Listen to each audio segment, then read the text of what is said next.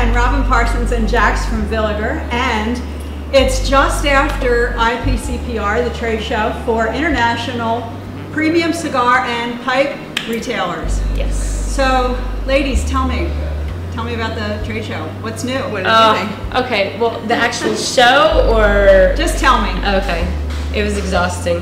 They always are. It was awesome. Yeah. But you know, 2015 IPCPR, tons of new releases, not just for Villiger, for a lot of companies. Villiger did come out with 4 new blends. The one to actually really talk about is called Celebration. It's Celebration? Celebration. Yeah. And it's definitely something to celebrate. It's an awesome cigar for those cigar heads who know a little bit about the Villiger history and the type of tobacco we can get. And wait, newbie I am. Cigar heads, I never. Cigar heads. Cigar nerds, cigar heads. Okay, cigar nerds, cigar geeks. Cigar heads, that's a new one to me. Viewers watching this, you know, all of us. I am one as well.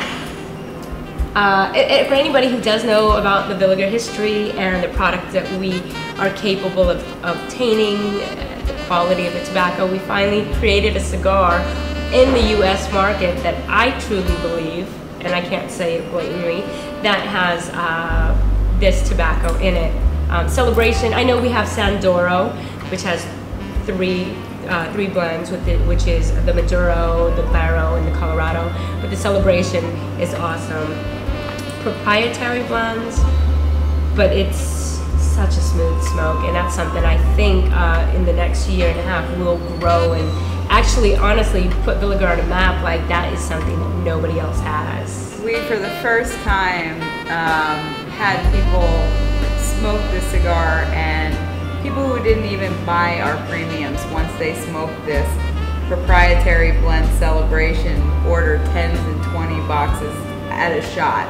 I had guys that not even smoke it at all, just going on what other people were saying, do the same thing. And in Pennsylvania alone, we're going to be distributing 200 boxes as of today. Which is only 1 week after. This is only a week after. I still have as a Pennsylvanian, I'm glad I'll be able to get them. So I smoke. Okay, I've been smoking cigars for a really long time. I mean, we're going on like 20 years here, and that's pretty deep for a 34-year-old. You know what I mean? We're getting up there, close to that two-decade mark, and I have smoked enough that I can pinpoint regions in cigars, as most extreme aficionados can do, and there's not a whole lot I can taste in there other than things I can't speak of. And I picked brains of our Swiss guests, and they won't budge on the blend. But to me,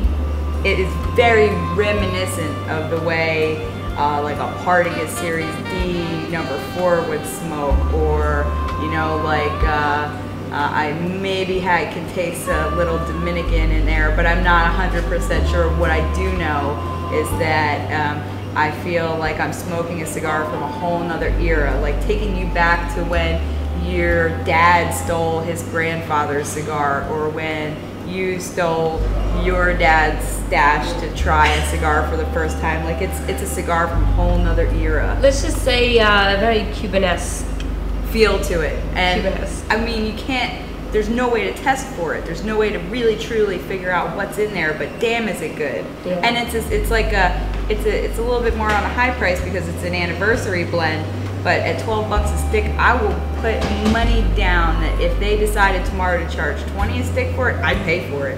Yeah. I would buy it in a heartbeat. Let's just say, the band itself, it's a sexy band. It does say 125 on it, which like 3 years ago was our 125th anniversary for Villiger. But the reason behind that is because that was their celebration stick that was released overseas in Europe. Their blend in Europe, and this IPCPR, they released it to the US for the first time, and so it's a celebratory cigar for sure, and it's awesome. I know that you would love it because it's very smooth and light, not like a Connecticut. So you're saying it's a Cubanesque, it's an old style cigar. It tastes like something from another era. But you know, personally, but for being me, a mild to a mild medium, I would still like it. Well, so no bite back, no pepper. don't get it confused. Like, I know a lot of people say maybe Cuban cigars are very strong or whatnot. For myself, as far as Cuban cigars, I've only smoked maybe a handful of them. And Cuban cigars to me are more tightly round, like rolled. The draw is a little bit harder. That's why I don't enjoy Cuban cigars.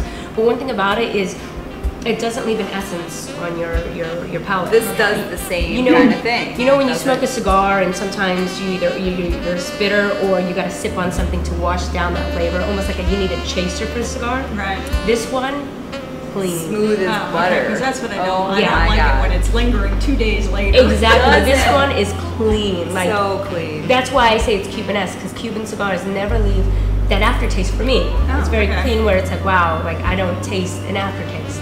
I've but never I can had enjoy a it. Cuban cigar, but I really don't have a desire for one. I've had a butt ton, and this reminds me of some of those experiences. I don't know what they use for blend, but it takes me back to those moments where I sat down and was like, now this is a cigar, you know what I mean? Like, this is what I'm talking about. And people were just scooping them up left and right. For yourself as a new smoker, I get where you're at, because I'm like that with whiskey, where yeah, it's a $300 whiskey, but I don't think I can appreciate it, so let me pass and get something I like. So I get where you're coming from, as far as there's some smokers who are like, you know, I wouldn't know the difference. You know, I could smoke a Cuban and, you know, I'm just not there yet where I know enough about it where I can really appreciate it. But this one, you smoke it and then you could, I would say that you would get an idea of like, wow. This is a great cigar. You'll get an idea of how some of those might smoke. You know? But I know that we're talking about it, edifying the cigar, but as the new 2015 IPCPR release, this cigar of ours, Villiger, is one I truly endorse. Like, so are they coming out now? They're going to be released late August, early September at the earliest. Yeah, and the Sandoro mid to late September. One of them, the Maduro, comes all Brazilian, comes out of Villiger's factories in Bahia, Brazil. And then the other two, the Colorado and the Claro, are made by Tabacalera Oliva, and you'll see the seal on the side of the box that says Tabacalera Oliva. And the blends on the Colorado and the Claro are Nicaraguan Habano. The Colorado is a Nicaraguan Habano wrapper, and then the Claro has a light wrapper, which is what she's smoking here, has an Ecuadorian, Connecticut seed Ecuadorian wrapper. Very interesting smokes, and I really enjoyed them too. So we came out with a couple more like top-notch, top-of-the-line cigars, which is great because we had our lower-priced products, like our Nicaromas, our new Via Dominicanas, which are in that $2–3 price point. Now we've got our Cuellar Creamy, the Cabrete, the Trill, which are in that $590 to $850 price point.